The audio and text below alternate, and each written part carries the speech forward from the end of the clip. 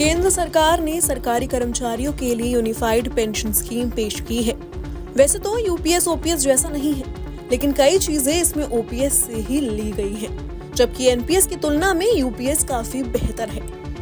केंद्र सरकार ने यूपीएस पेश करने का फैसला इसलिए लिया क्योंकि नेशनल पेंशन सिस्टम की लगातार आलोचना हो रही थी। सरकार ने केंद्रीय कर्मचारियों को सुनिश्चित पेंशन देने वाली योजना का ऐलान कर दिया है।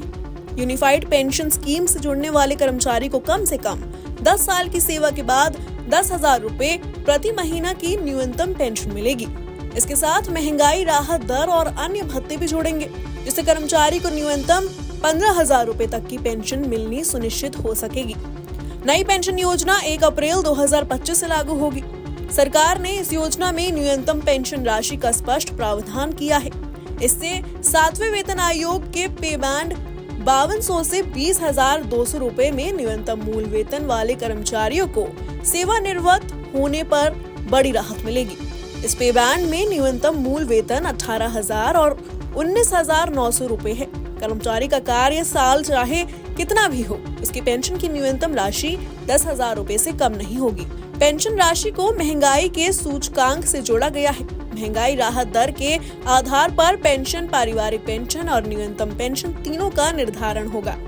यूपीएस अंशदायी रहेगी, यानी कर्मचारियों को एनपीएस की तर्ज पर यहाँ भी अपने मूल वेतन से 10% का अंशदान करना होगा। हालांकि सरकार ने यूपीएस में कर्मचारियों को राहत दी है और अतिरिक्त योगदान नहीं बढ़ाया है।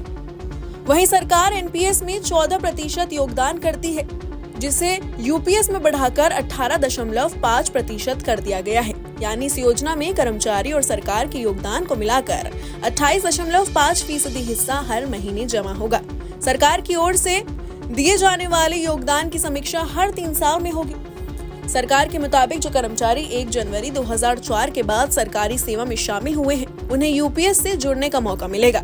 इसके अलावा एनपीएस अपनाने वाले जो कर्मचारी अब सेवानिवृत्त हो चुके हैं, वो भी इसे अपना सकते हैं। ऐसे कर्मचारियों को एनपीएस फंड की राशि का समायोजन करने के बाद पेंशन मिलेगी। अगर उनका कोई एरियर बनेगा तो उसका भुगतान ब्याज सहित सरकार करेगी। कर्मचारियों को एनपीएस और यूपीएस के बीच चयन करने का विकल्प मिलेगा। यदि कोई कर्मचारी एनपीएस से यूपीएस में आता है तो सेवानिवृत्त पर उसे ग्रेच्युइटी मिलेगी।